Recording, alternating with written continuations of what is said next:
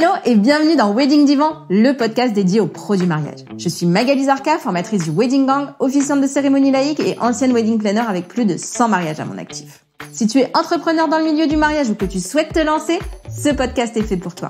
Comment réussir, comment se démarquer et surtout, comment durer dans le mariage? Autant de questions auxquelles nous répondrons ici via des interviews sans tabou de prestataires de mariage ou qui peuvent t'aider à améliorer ton business. On y abordera leur parcours, leurs réussites et leurs erreurs aussi parfois. Je partagerai également avec toi tous mes conseils, astuces et outils pour te donner un accès direct à la réussite dans le wedding world.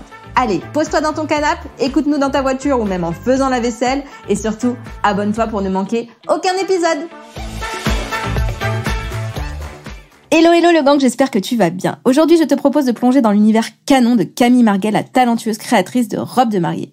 On a parlé expérience client, contenu Insta, elle m'a expliqué comment elle travaille et raconté plein d'anecdotes. Mais je ne t'en dis pas plus et je te laisse écouter Camille. Hello Camille, je suis chez toi, dans ton atelier, enfin comment on dit, ton showroom. Mon showroom. Ton showroom. Exactement. Et merci beaucoup de me recevoir. C'est merci magnifique à toi, chez toi. Merci, c'est gentil. Je suis contente d'être là. Je me sens bien, j'ai mon petit thé, on est bien. Tout va bien alors. Mais en plus il y a du soleil. Alors d'habitude je dis bienvenue dans Wedding Divan, mais je vais te dire bienvenue dans Wedding Divan, mais là c'est moi qui suis sur ton divan. Exactement. Donc, bienvenue dans Wedding Divan. Merci beaucoup. Pour les personnes qui te connaissent pas, est-ce que tu peux te présenter et raconter un petit peu ton parcours? Bien sûr. Alors, donc je m'appelle Camille Marguet, je suis créatrice de robes de mariée à Paris. J'ai créé la marque en 2016. Avant ça, je suis designer donc de mode de formation. J'ai travaillé pour différentes marques.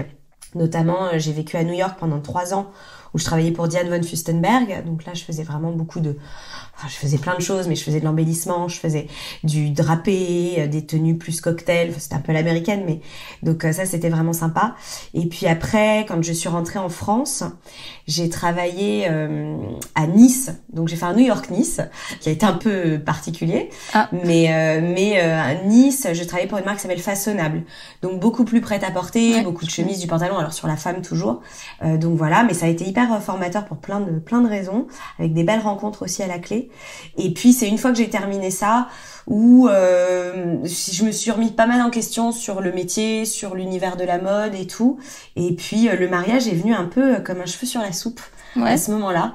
Et j'ai fait un peu double casquette, c'est-à-dire que j'ai commencé à m'intéresser au mariage parce que à cet âge-là, donc je sais plus, j'avais 27 ans, 28 ans, il y a des gens qui se marient autour de toi, t'as des copines, des proches, tu dis tu veux pas me faire ma robe et tout. Donc j'ai commencé comme ça, à en faire une, à en faire deux, à en faire 3. Ça m'a vachement plu et puis j'ai continué et je faisais après au-delà ça, je bossais un petit peu pour des petits entrepreneurs. Donc je découvrais aussi en parallèle le monde de l'entrepreneuriat et ça m'a permis de me lancer, de me conforter dans mon choix, de me lancer à mon compte et de créer vraiment la marque. Donc ça a commencé 2015-2016, ouais, lancement officiel 2016. Et l'entrepreneuriat, c'est quelque chose qui t'a toujours attiré ou... Non, pas du tout. Franchement, je trouve, moi quand j'étais plus jeune, j'ai toujours voulu bosser pour des grosses marques, travailler dans des studios avec des équipes et tout. Et c'est au fur et à mesure des années que je me suis rendu compte qu'en fait, c'était pas pour moi, que j'arrivais pas à créer pour d'autres. C'était un peu étrange. Je crois avoir un peu de talent dans ce que je fais, enfin en tout cas de savoir de quoi je parle, mais je n'arrivais pas à être performante créativement parlant. C'est l'impression que j'en avais quand je travaillais pour d'autres. Mais ça, je l'ai compris au bout de quelques années. Et donc ça s'est un peu imposé à moi et c'est vrai que le retour en arrière, il n'existe pas après. Oui, c'est clair. Moi, j'ai fait le retour en arrière. Je suis retournée au salariat et je suis revenue à l'entrepreneuriat. Exactement, mais c'est pas facile parce que je trouve que une fois qu'on s'habitue à prendre nos propres décisions, à avoir toute cette autonomie, en fait, on y prend goût. C'est clair. Je confirme. Et comment ça se passe ton quotidien, tes journées, comment ça s'organise? Alors, je travaille beaucoup, Le problème de l'entrepreneuriat, c'est que on travaille beaucoup. Donc, je travaille beaucoup depuis le début. Je fais des journées assez chargées et des semaines assez chargées puisque généralement, je travaille 6 jours par semaine du lundi au samedi parce que, je fais quand même énormément de choses, c'est-à-dire que il y a des choses sur lesquelles je me suis déchargée, notamment la comptabilité, la partie de la production qui est gérée par mon atelier, mais je fais toute la création évidemment, donc la création, c'est pas juste prendre un petit stylo et dessiner. Il y a toute une recherche matière, une rencontre de fournisseurs, d'être ouverte sur tout ce qui se passe autour de soi. Enfin, faut avoir l'œil ouvert constamment. Et puis ça enchaîne après avec des créations de prototypes, etc. Mais je fais aussi tous les rendez-vous clients, donc ça prend énormément de temps, sachant que sur les années, on a de plus en plus de clientes et de plus en plus de rendez-vous. Donc c'est une partie qui, moi, me plaît énormément et que j'ai du mal à laisser à quelqu'un d'autre. Donc c'est des choses qui vont arriver d'ici peu, mais pour l'instant, je fais énormément de rendez-vous clients. Je fais, donc ça me prend vraiment beaucoup de temps, je dois dire. Je fais aussi tout le suivi de production, donc avec l'atelier, les suivis clients une fois que les robes sont commandées. Enfin, il y a vraiment un panel, l'organisation des shootings, bien évidemment, la communication. Alors, je suis pas toute seule sur la communication, mais j'ai quand même eu la main mise sur Instagram, sur les newsletters, sur tout ça pendant très longtemps. Donc, ouais, non, je m'occupe. Je m'occupe bien. Et c'est vrai que la partie création, finalement, devient de plus en plus petite, plus la boîte grossit, parce qu'il y a aussi une partie de management maintenant, il y a une partie de stratégie, de marque, de boîte, de développement, de business qui prend aussi le pas. Donc ouais, les journées sont bien remplies. Et ça te plaît ça du coup Beaucoup, j'aime beaucoup ça. Après, je me rends compte que la création reste ma préférence, c'est ce que je fais de base et c'est ce que j'aime faire. Donc j'essaye de m'organiser maintenant pour récupérer un petit peu plus ce temps. Voilà. De création qui disparaît, qui tend à devenir de plus en plus petit.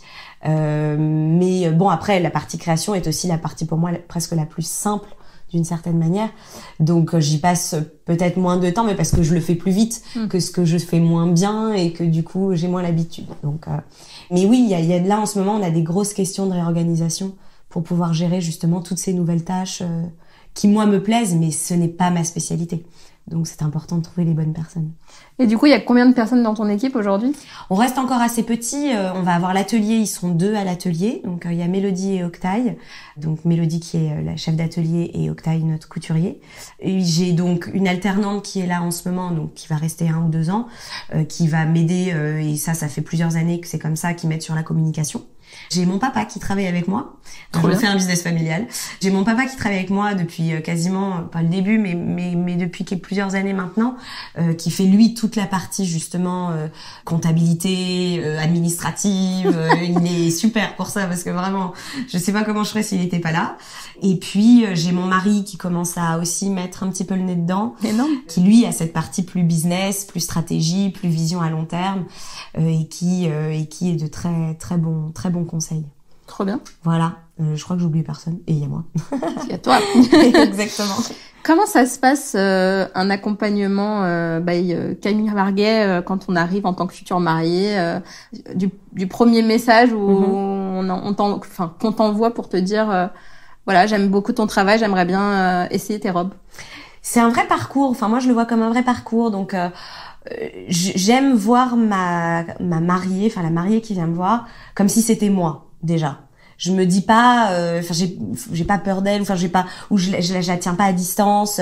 Je vais vraiment faire comme si c'était moi, comme si c'était quelqu'un que je connaissais déjà. Et du coup, j'essaye d'instaurer un climat très convivial de base, parce que je trouve que c'est pas qu'une robe, c'est aussi se sentir bien, c'est une expérience. Donc il y a quelque chose. C'est la robe. Oui, c'est la robe. Non mais alors c'est la robe, mais c'est pas que la robe. C'est aussi tout le moment qu'on passe ensemble. C'est toute cette expérience qu'elle va vivre et c'est ce souvenir aussi qui est important, je trouve, au-delà du résultat final. Et donc moi je suis vraiment dans un accompagnement très personnalisé, très à l'écoute, très bienveillant, avec quelque chose d'extrêmement amical en fait qui se met en place, où elles savent que en fait je suis là pour elles du début à la fin, qu'elles peuvent compter sur moi, qu'il y a une confiance et que c'est pas juste une personne parmi d'autres. C'est vraiment, elles ont chacune leur personnalité, leur vécu, leurs histoires, et je suis là pour chacune d'entre elles en fait. Donc ça, je pense que c'est un de mes points forts qui est très important. Ouais, alors on a une mariée en commun que je t'avais d'ailleurs envoyée qui s'appelle Héloïse, et du coup je lui ai dit que je venais te voir juste avant l'enregistrement du coup, et je lui ai dit est-ce que tu veux lui dire quelque chose à Camille? Oh, c'est génial. Et elle m'a dit si tu peux passer le bonjour à Camille pour moi, alors s'il te plaît fais-le, et remercie là encore d'avoir créé la robe de ma vie. Une expérience sur mesure inoubliable en sa compagnie. Je me suis sentie telle une Cendrillon des temps modernes avec cette Rosie de toute beauté. Ah. Toutes les mariées devraient faire appel à elle sans hésiter. Oh, ce que c'est mignon. Voilà. Je sais pas si elle te l'a mis sur Google. J'aimais beaucoup Héloïse. Mais je les aime toutes beaucoup. Donc c'est vraiment, je suis super contente. Ça me touche énormément parce que effectivement, je reçois des jolis mots comme ça et je me dis il y a un sens à ce qu'on fait aussi. Et je trouve que quand on fait ce métier, qu'on est un peu seul dans sa barque aussi, c'est vraiment, on sait pourquoi on le fait, quoi. Donc c'est super. Je me suis dit que ça serait marrant de te le dire. C'est super touchant, ça me va droit au cœur. Et donc du coup, on parlait un petit peu en off justement des photos parce que c'est vrai que sur pas mal de prestats, c'est difficile de récupérer les photos en fait des mariages parce que tu me disais que tu avais trop de contenu. Je disais waouh, comment c'est possible?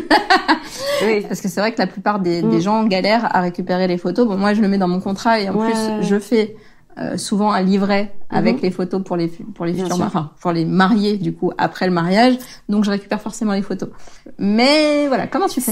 C'est du challenge.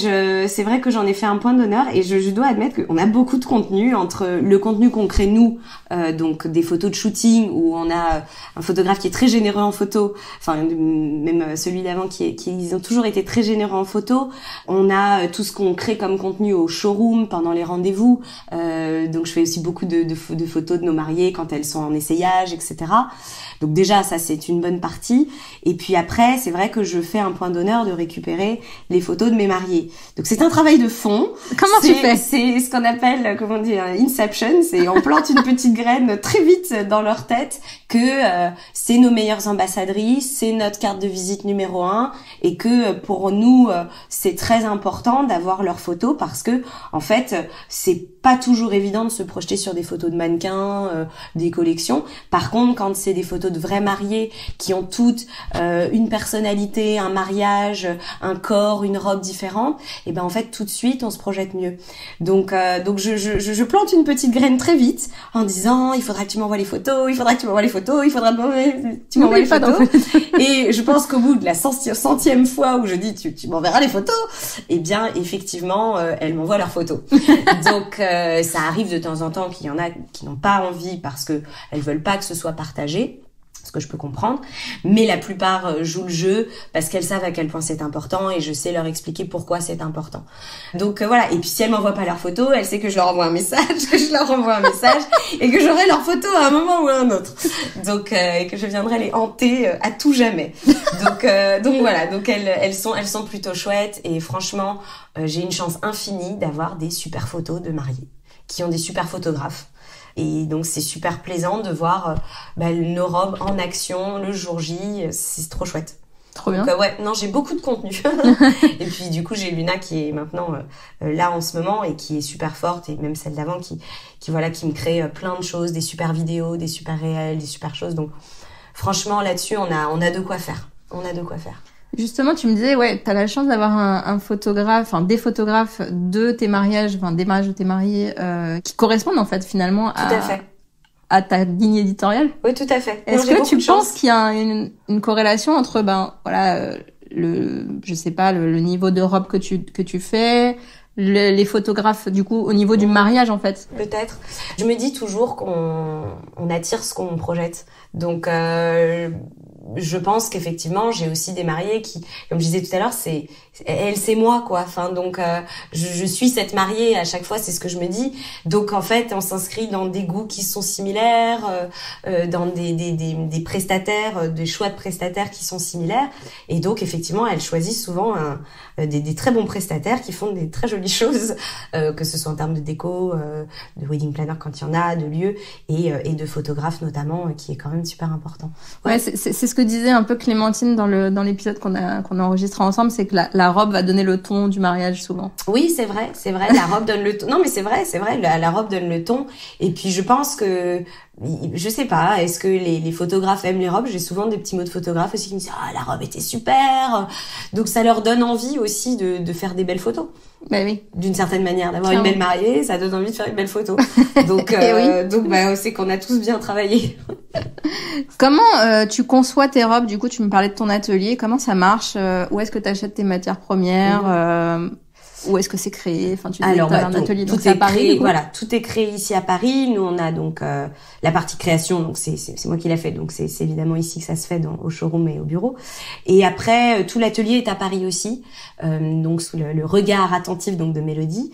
Et c'est elle donc qui crée tout. Et on crée des robes qui vont être en semi-mesure et en sur-mesure. On fait les deux, c'est-à-dire qu'il y a des robes semi-mesure, ça veut dire que c'est les modèles de collection qu'on va concevoir aux mesures de la cliente, mais on reste assez fidèle à l'esthétique de ces robes. Et après, on peut faire du sur-mesure, ça veut dire qu'on peut vraiment faire des créations uniques, des mélanges de robes, des folies créatives pour nos mariés qui ont envie de se lancer dans une aventure vraiment unique. Donc on fait les deux. Et voilà, et à partir de là, le processus, il est de A à Z fait ici à Paris. Côté matière, là pour le coup, c'est moi qui choisis tout. Je fais extrêmement attention au choix des matières. J'ai des fournisseurs qui sont français, bien sûr. J'ai pas mal de tissus qui viennent aussi d'Italie. J'aime beaucoup les tissus italiens. Mon mari est italien, donc ça joue évidemment. Mais j'aime beaucoup les tissus italiens. On a des fournisseurs espagnols qui sont très bien. Un peu d'anglais. Et voilà, je crois que j'oublie personne. Et voilà, et en fait, je fais vraiment ce choix de matière de manière assez pointue. On a nos intemporels qu'on remet en collection tous les ans. Et après, on a des nouveautés à chaque collection aussi pour créer des nouveaux motifs, pour avoir des nouvelles propositions. Mais sinon, ouais, le processus généralement, et c'est ça qui est bien, qui nous permet d'avoir une grande flexibilité, c'est qu'en fait, tout est là, quoi. Ça va pas à droite à gauche. C'est quoi la demande la plus folle qu'on t'ait faite? La demande la plus folle qu'on m'ait fait, oh là là, je sais pas. Il y a toujours des robes un peu sympas, un peu challenging. Je pense que c'est pas forcément dans les folies de création parce que c'est pas mon genre de mariées qui viennent me voir. Elles ont toujours cette esthétique assez minimale, donc c'est pas des folies. Mais il y a des challenges techniques qui peuvent se mettre en place. J'en ai eu une notamment il y a 2 ans maintenant qui s'appelait Léa, qui se reconnaîtra si elle écoute. Techniquement, la robe, on l'a voulu, on l'a faite, on y est arrivé, c'est une des seules où je l'ai livrée, je me suis mise à pleurer. Donc ouais, ça a été parce que ça a été tellement d'émotions, tellement de challenges, d'allers-retours, de discussions, mais on l'a fait et ça paraît pas comme ça, hein, mais on l'a fait. Là, j'en ai une cette année aussi, toujours sur une histoire de volant, bizarrement, tiens. Mais on en a une cette année aussi où j'ai des volants à faire qui me challenge. Voilà, donc on trouve des solutions, on y arrive. Là, je pense qu'on a trouvé, ça y est, la bonne manière de faire. Mais c'est plus, voilà, des challenges techniques que des vraies folies créatives où on avait eu à l'époque une robe en rouge. Bon, voilà, c'était au tout début, mais j'ai jamais réitéré l'expérience. Non, après, franchement, il y a des choses, on fait des robes, on traduit certains de nos robes dans différentes formes avec des projets assez rigolos. Si j'en ai une que j'ai bien aimée, Chloé, qui en fait c'est ma robe de mariée, donc la Amor qu'on a complètement transformée. On en a fait une petite robe courte, on a mis des grandes manches parce que c'était une motarde et elle voulait faire de la moto, mais elle voulait quand même une surjupe, enfin elle voulait quand même qu'il y ait des volants. Donc on a fait une surjupe qui s'enlève parce que je voulais pas que les pans se coincent dans la moto. Enfin bon bref, il y a eu des petites choses comme ça. Ça c'était très sympa. Est-ce qu'on a un pire souvenir à partager ou un pire souvenir où on le dit pas? Franchement, je suis assez chanceuse de ce point de vue-là. J'ai peu de mauvais souvenirs. Je pense que il y a des moments. Je pense que moi, mes pires souvenirs, c'est des moments de gênance avec des mamans pas sympas, des mamans qui mettent mal à l'aise, qui sont pas très sympas avec leurs filles. Ça, voilà, ça arrive pas souvent parce que j'ai des super mamans qui sont trop cool et que j'adore. Mais ça m'est arrivé de temps en temps d'avoir ce malaise de ah ouais, c'est pas facile là. Là, c'est pas évident. C'est quoi? Non, ça te va pas du tout? Ouais, ou elles sont pas avenantes, elles sont pas bienveillantes. C'est un truc général, quoi. Je pense qu'elles oublient que c'est des moments heureux. Je sais pas.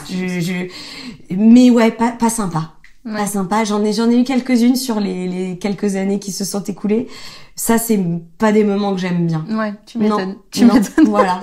Mais sinon, en termes de mariés, franchement, c'est très rare que j'ai vraiment des mariés où je me dis, oh, j'en ai marre. Non. Elles sont toutes super sympas. Ok. Ouais. Et avec les autres prestataires, comment ça se passe? Comment tu travailles? Est-ce que tu travailles un petit peu avec eux? Est-ce que comment ça se passe pour les shootings aussi? Je sais que tu shootes tes collections. Oui. Bah nous en fait les prestataires, c'est vrai qu'on a alors j'ai tout un réseau de prestataires maintenant, notamment que je peux recommander. Enfin, j'essaye de recommander ce que je peux recommander parce qu'on arrive dans une étape du processus où ils ont déjà trouvé souvent leur lieu, ils ont déjà souvent s'il y a un wedding planner, il y a déjà le wedding planner qui est là. Ils ont souvent déjà un traiteur, enfin voilà, il y a toujours ça. Mais c'est vrai que parfois sur la partie photographe et coiffure, make-up et accessoires, ça permet souvent, j'essaye de faire des recommandations. Donc ça c'est chouette et je sais que je suis recommandée aussi parfois par des wedding planners, etc. Mais sur les shootings, on a une équipe qui est super. Alors il y a une rotation qui se fait, mais il y a une base qui reste, c'est-à-dire que j'ai mon photographe qui est Fabien Courmont que j'adore. Ça fait plusieurs collections qu'on shoot ensemble. Donc c'est vrai que j'ai tendance à faire appel à lui parce que maintenant on se connaît, on s'apprécie énormément, il sait comment on bosse, j'aime le résultat, donc c'est plus facile.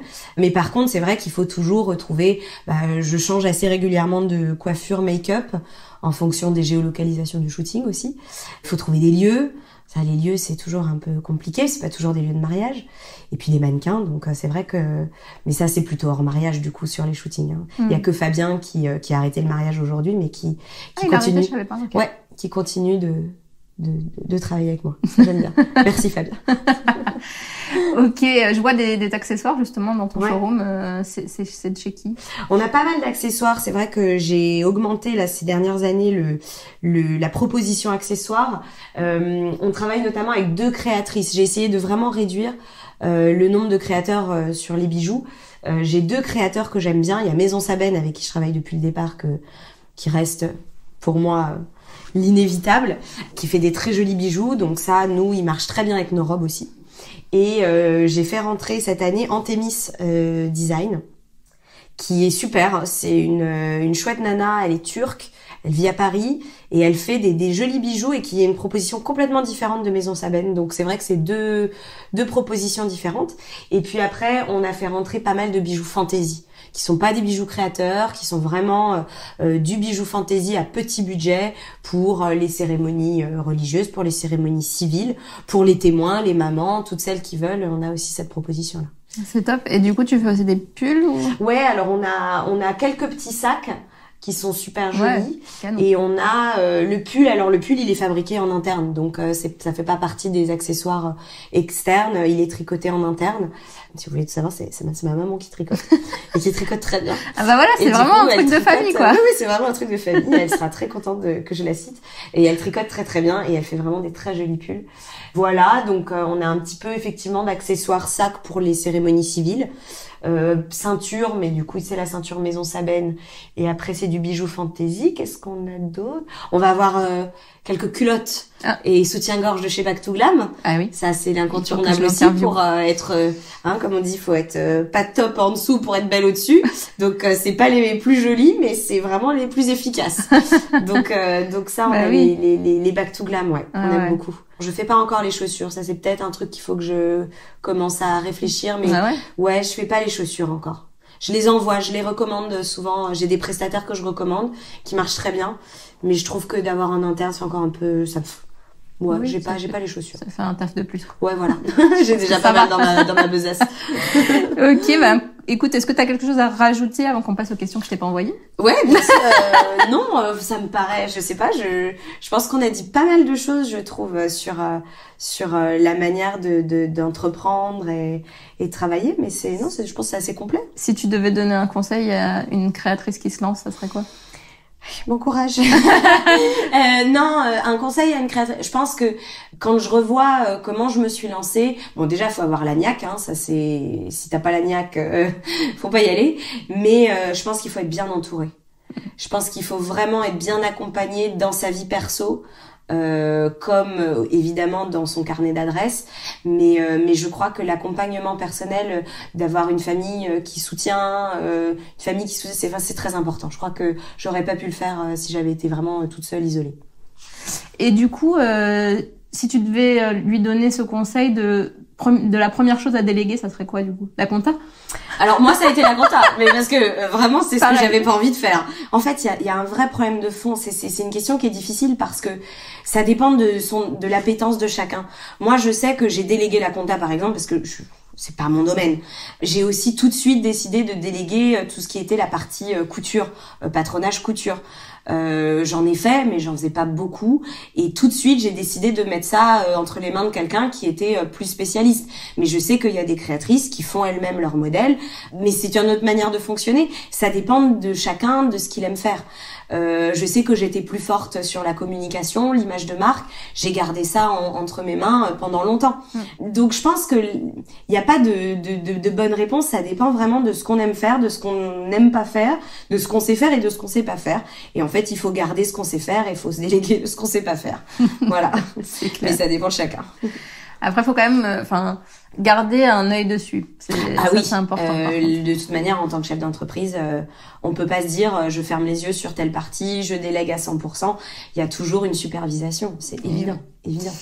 Ok, allez, on passe aux questions que je t'ai pas envoyées. Attention, c'est parti. Allez, je suis prête. Qu'est-ce que tu dirais à la Camille qui avait 12 ans? Oh mon Dieu, 12 ans.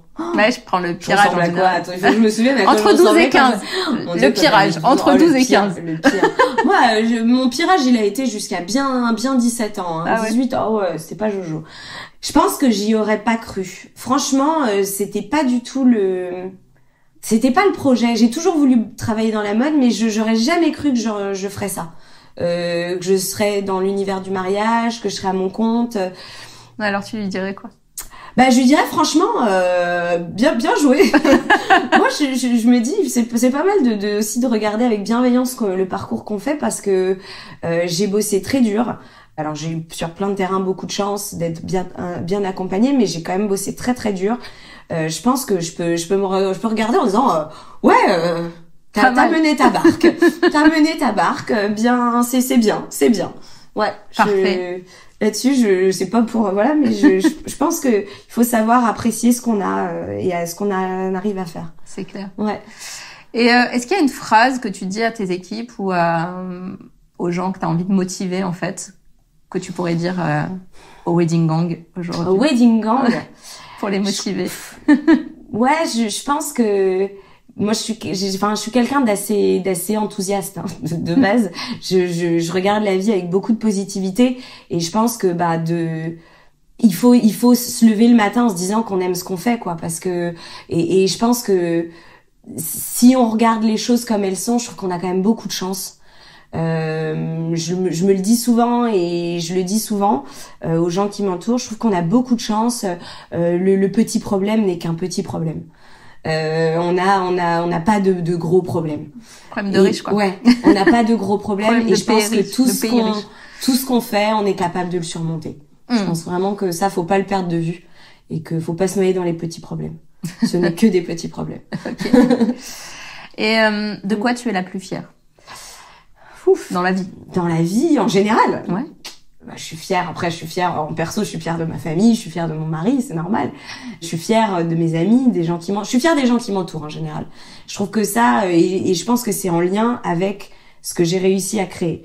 Donc, je suis très fière des gens qui m'entourent. Ça, c'est une certitude. Mais après, je suis fière de voir que franchement, j'ai de la valeur travail, moi. Mais je suis fière de voir que le travail que j'ai fait porte des fruits.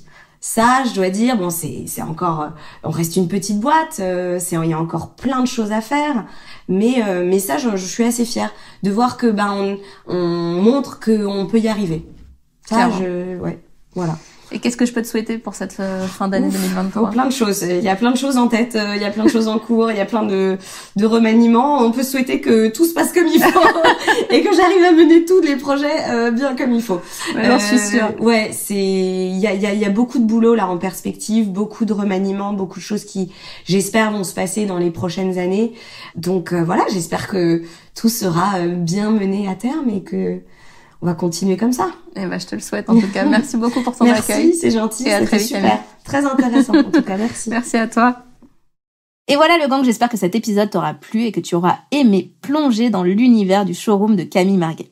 Si c'est le cas, partage-le sur Insta en me taguant sur mon compte Le Wedding Gang et en taguant Camille, ça nous fera trop plaisir. Tu peux écrire aussi à Camille en direct pour lui dire tout le bien que tu penses d'elle et de cet épisode. Et enfin, n'hésite pas à mettre un avis sur Apple Podcast et 5 étoiles, ça m'aide à faire connaître Wedding Divan. Merci encore à toi et à très vite pour le prochain épisode.